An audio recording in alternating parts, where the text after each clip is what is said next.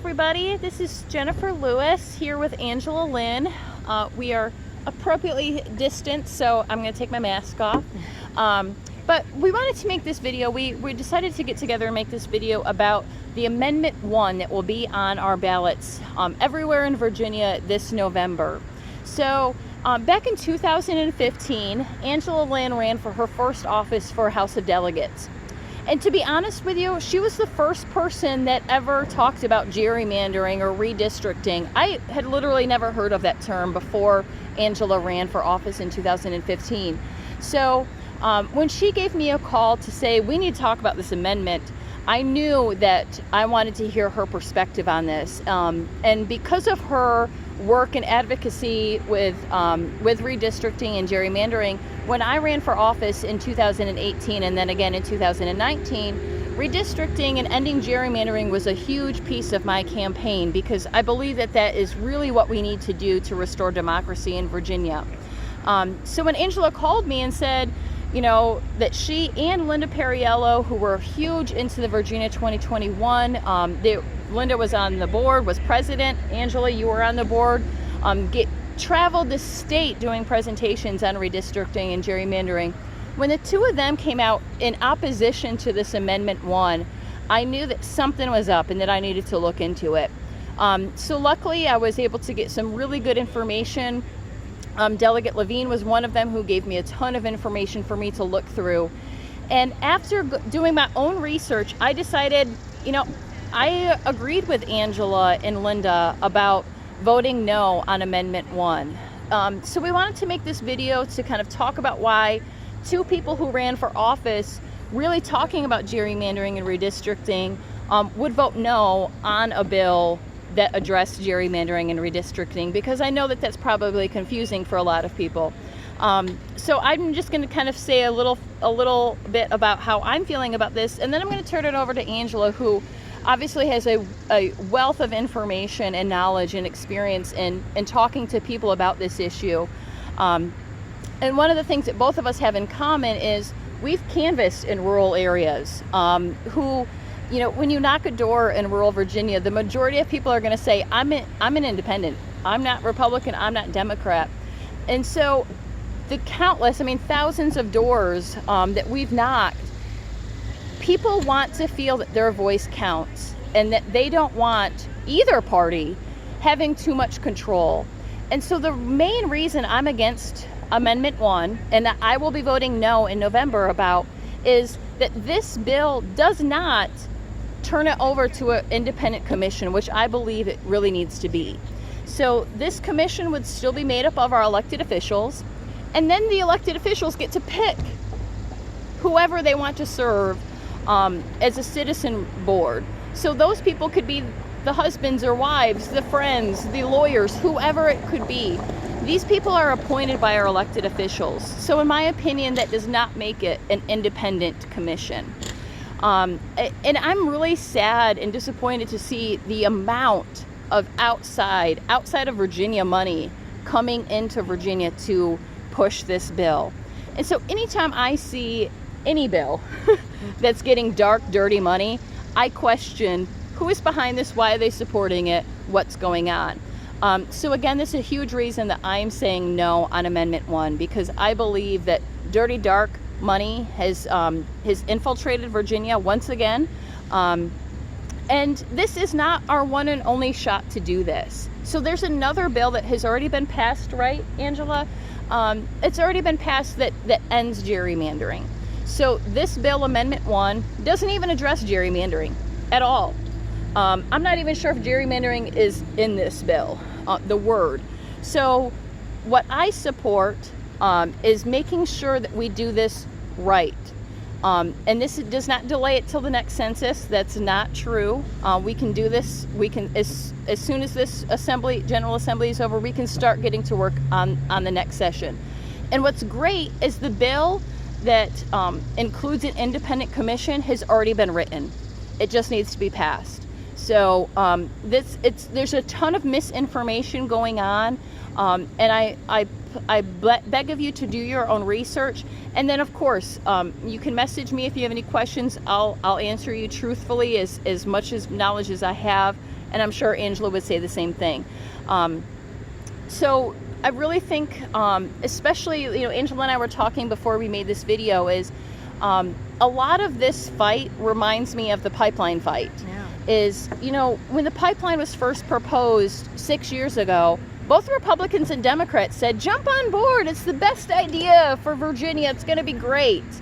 You know what? We stood up for our neighbors. We stood up for our community. We stood up for the environment, and we said no. And we won that fight against the Atlantic Coast Pipeline. Just a plug, we still needed to defeat the Mountain Valley Pipeline. But this just speaks to when both parties are telling you just support this, it's probably a sign that you shouldn't support it. So without further ado, I'm gonna turn it over to Angela to kind of voice her experience, her views on this. So yeah. Okay. So thank you, Jennifer. Yeah. I think Jennifer explained a lot of my thoughts and concerns, but most importantly, this yes or no vote is not a yes or no, do I want to end gerrymandering? It's yes or no, is this the process we want on our Constitution? Not easily fixed after it's on the Constitution and horribly hard to remove once it's on there. So is this the process that we have been professing? And the answer is no, it's not what we've been professing. We were professing an independent commission, independent of the legislators. This is not independent of the legislators at all. It has 8 legislators on it, the two major parties, who get to pick the other people. And then it goes to, if they have two people disagree, goes to the Supreme Court, which is also partisan. So when Jennifer made the reference to the Atlantic Coast Pipeline, what really made me start turning the pages in 2015, or actually earlier than that, 2014, was when things didn't seem truthful, or things seemed to be flawed. This is what I'm finding about this particular amendment. This amendment has time to get it right, for it to serve everybody. There is no room at the table for any third party to ever emerge in Virginia. And I would just want to pipe in real quick. So I want you all to understand what she just said. This is going to squeeze out our chance of ever having a third party. And I love the Democratic Party, don't get me wrong. But, in true democracy, when you think of other countries, the two-party system is so flawed. If we pass this amendment, it basically squashes our hopes of ever having a third, fourth, fifth party ever come into our state. And that, to me, is the problem with saying it's the most democratic and the most independent way, or better way, to do it. Better, yes, that you don't have the two parties already in control in the process that they're doing, but it doesn't eliminate them either. It was said to be nonpartisan, but it's not. It's bipartisan. And like I said, if they have total control over the commission, then again, we didn't achieve what we wanted to achieve.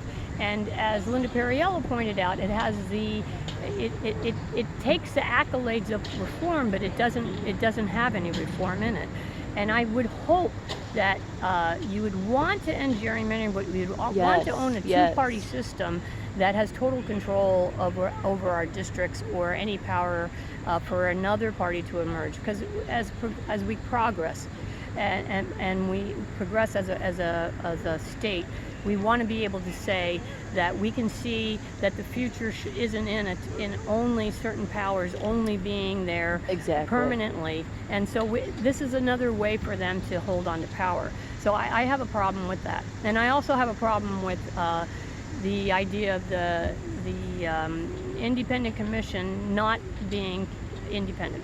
So let's go back to what we first had professed, and the amendment that got squashed. And that was the one that asked for an independent commission that would actually give us fair and unbiased lines, the best they could do, without so much input with legislators with their thumb on the scale. Right. And that's what's really important. So I'm sure some of you that are watching this have attended some of Angela Lynn's presentations when she was with Virginia 2021. I remember at the Stanton Library years ago, you showed a map that I think UVA made that was nonpartisan, and it just, as someone who likes clean, straight lines, it was just a really clean map. And when you, when you run for office and you see these districts that you run in, these districts are completely crazy. We would go across the street and it'd be a different district. Exactly. Many times. There's a lot of problems with what's going on right now. Exactly. We totally agree that we need to change that. Right. Just don't know if this way to change it should be on the Constitution. That's Right. what I'm saying, is that chiseling this one in the Constitution is the wrong move to ban gerrymandering and to straighten it out, and to hold those elected officials that said they banned gerrymandering and got elected. Yep. Is a definite strong point. Would we go back to how egregious it was? No, we wouldn't. But we could hurt the progress that we could make on being able to say that now we are going to be able to be confident and to feel like there's some people that are not on the commission that have deep reasons for wanting to keep power. Yeah. And that was one of our premises of going around the state and sounding the alarm. Right. So it hurts me too, after a lot of work, to find that an amendment that was a good amendment got trashed and got tweaked to a point where it's unrecognizable. And tweaked behind closed doors. This Yeah. was not a process that was open to the public. This is something that was done behind closed doors. And again, as someone, Angela and I, we have knocked thousands of doors in this area. And if either one of, many people are probably upset with Angela and I saying that we're voting no on this, and might call us hypocrites, or might Been there say, before. say was whatever. There with the Atlantic Coast Pipeline. But- Been there before when I said we Yep. wanted Medicaid expansion to happen. It isn't. You have to do your homework, and if you don't do that and you just vote blindly by somebody told you something, even us, then I would Right. say leave it blank. Yeah. Because I've served on enough boards and authorities to know I didn't get enough information, and this is definitely not in the voters' favor to get the information they need. So the responsible thing to do is to leave it blank. And that's a no confidence vote. I haven't you didn't give me enough information on Yeah. it. I totally feel like that's the most responsible thing to do. And, again, this is an important vote. And voting no does not mean it's delayed to address redistricting in 10 years in the next census. That's not true at all. So redistricting we can figure out what we need to do and make this. Angela put it perfectly earlier when we were talking. This is a better system, but it's not the best. And when we think about putting something in our Constitution, we need it to be the best. We don't need it to just be better. And again, I think a lot of people feel comfortable saying yes to this vote, either because they don't know all the truth behind it, or they're just saying, well, of course I'm against redistricting.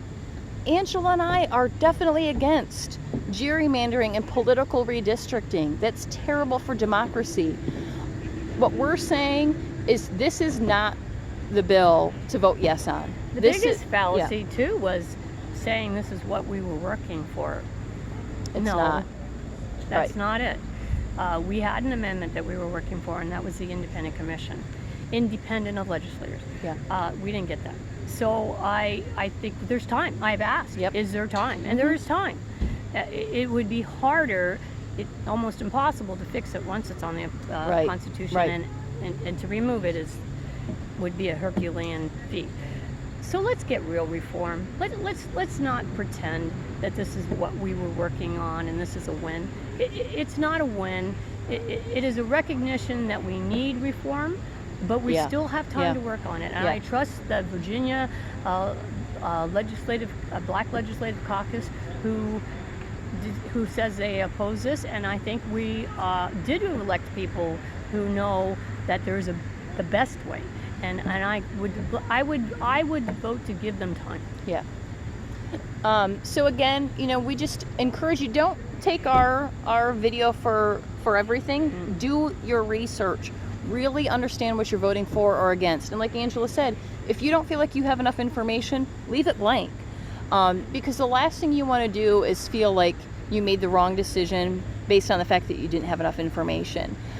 So again, I ask you to really think about what it means to end political redistricting if this bill really gives voice to independent folks, non-Republicans, non-Democrats, because let's be honest, there are a lot of people in our state, and especially in our districts, in our neighborhoods, in our communities, who say, I'm not Republican or Democrat, but you know what they all agree on? Is that they don't want Republicans or Democrats deciding their districts.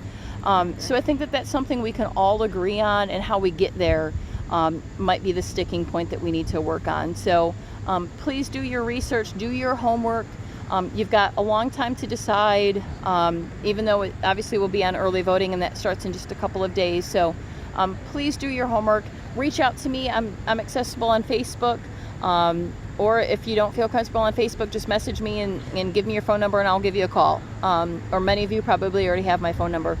Please, let's talk about this before you just blindly vote for something that you might not have all the information on. So, Yeah. Is there anything you want to end on? I trust the voters can tell sincerity when they hear it. Yeah.